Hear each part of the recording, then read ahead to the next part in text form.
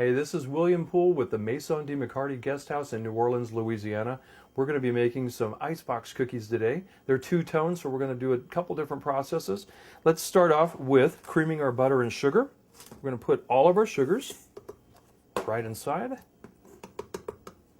All right, and let's add our butters right in here. And lastly but not leastly, we're going to add a little bit of salt. Right in here. Mixture goes up.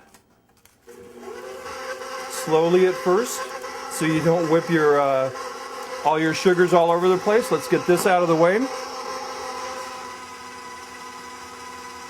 Super. Now once this is nice and fluffy, we've put the eggs and the vanilla together. We're going to slowly put this in. Now what you'll see is the possibility that this is going to look like it's separated. We can stop for a moment. This is where the spatula comes in handy. Just scrape all of this stuff together. Just take a moment. Back up. We're going to put this back on a slow, and we can actually put in our flour. And you'll want to add this slow again. If you have your mixer on too high, possibility of just poofing flour into the air, and you never want to do that. Let's take this out. And with your spatula, just poke through all these holes on your mixer or your paddle. Get everything into the bowl. We're going to roll this out. We just need a little bit of flour. And it helps too if you flour your hands or keep them floured. It helps so that the dough won't stick to your hands. This comes right off. It's absolutely gorgeous. So let's just put this out and get this out of the way. And with floured hands, this is something you can do by hand. And we're just going to roll this into a tube. Take your time with this. You want to keep your ends really nice. The next thing we're going to do is a chocolate version of this that we're going to incorporate around this or create a jacket for this. So let me grab some parchment paper. And you can get this at any kitchen store if you want to. I think some supermarkets carry this as well.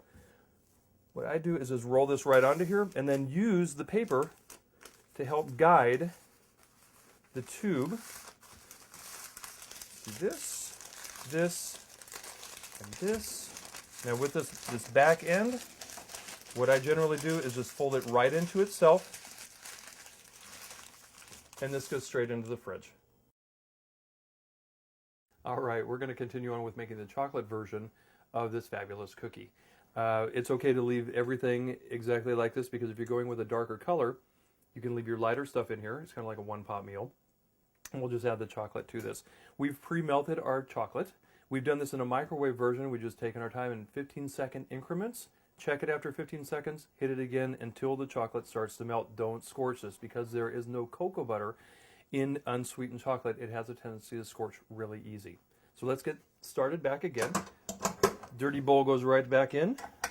Paddle goes on top. We're going to cream our sugars and butters. And we have our white sugar confectioners, our butters. Let's pop those guys in here. And lastly, salt. And just like we did before, get that mixer up there. Start on a slower speed and then work up. Again, you don't want to poof all that powdered sugar into the air. Once this is incorporated a little bit, go ahead and get the speed up just a little bit higher. All right, now we can get a little bit higher. I'm going to slow this down just a little bit. This is where the chocolate goes in. You just take the back of a knife. Now, if this is too hot, it's going to melt all your butter. So make sure it's cooled sufficiently, but not cold, so that you don't get little mini chocolate chips. All right, once that's in, beautiful, and out of the way, same as before, we're going to put in our egg and our vanilla. Slowly incorporate that. Beautiful. I wish you could smell this. This is amazing. All right, let's stop this mixer for a second. Again, the spatula comes in really handy. Let's get all of that goodness down in the bottom of the bowl. So let's just make sure that it's all fully mixed. And when it is, we've got our flour ready to go. And I'm just going to come in from the side, slowly help that in there so we don't have flour spatter everywhere.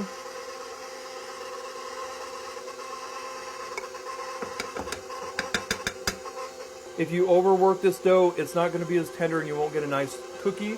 You'll actually get a little mini bread, and that's not what we're looking for today. This is ready to go.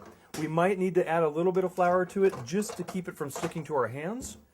And just like last time, use that spatula to your advantage. I am going to dust this just a little bit with flour, just to make it easier to get your hands around that dough so it won't stick to you. And what we can do, I'm just going to pour this straight onto our working table. And again, with floured hands, let's take a look at this dough. We're just going to pat it out. Grab a piece of parchment paper. Get on there. And just use your hands. You can square it up as you go. Now this is going to need to sit in the fridge for about half an hour or two to firm up because this is all butter. There's a half a pound of butter in here. Where we are in New Orleans, it's probably 80 degrees right now, even in the middle of October. It is warm, so this butter needs to firm up with all the other ingredients. Just like that, this goes straight into the fridge and we'll come back to roll this out. Both the chocolate and the vanilla cookie dough have had time to relax and rest in the refrigerator. We're going to cut these in half because the yield that I'm forwarding to y'all that you'll have can actually make 2 separate Bullseye cookies. So we're going to put this one to the side. We're going to put this one out. We're going to get rid of this. Dust this with a little bit of flour. Now this size that we've cut it into is going to basically give you exactly the size that you need to jacket or to wrap around the vanilla cookie dough. So let's roll this out. I'm looking for about 1/4 inch. I don't know if you can see this. You can kind of tighten this up just a little bit with your roller. Pull it out a little bit more. We're going to want to go a little bit wider. And again, let your tools do the work for you. Don't force anything. This is a really soft dough. All right, we're going to go a little bit more. And you can kind of bat that around. We're just going to move this off to the side. And we're going to work with our vanilla cookie dough. Get this out of the way. And again, this is a lot of cookie dough. Let's cut this in half. Move off to the side. And with your hands, you can just kind of force this along a little bit. I don't want my cookies to be too big or too small. You want them to be just right. This yield, each one of these batches will give you approximately 32 1/4 inch cookies, and we'll show that in just a second. But let's get this rolled out. And see how soft this dough is? This goes pretty quick, so you want to have a really gentle hand with this. You don't want to force it too much because you can go right through that butter. All right, we've got our chocolate dough. We can see how close this is to size. So we're going to take some of our egg wash. All this is egg white with a little bit of water. We fluffed it with a fork. We're going to get in there with a pastry brush and just glue these 2 pieces together. Not too much. Just enough to hold it in place. This will actually bake off when you throw them in the oven. All right, I'm going to do this kind of backwards because I want you to see what we're doing. There's a nice firm edge here. If you want to, cut these off to the edge of this. Makes it a little bit easier to see this. Save that dough because you can roll this into other things. And roll this towards you. And I'm going to turn this around for you so you can see what's going on. Right in through here, we're going to roll this like this. Take your bench knife and just cut this away. And again, save that dough. Roll that all the way around. Don't worry about any of the flour that's on here. It's nothing of concern. And then what I like to do, and I'm going to turn this for you so you can actually see the profile of this. This is what we consider a bullseye. What we've just done is a jacket wrap of chocolate around a vanilla cookie. If you want a nicer edge, boom, and done. And we're going to hit the other end.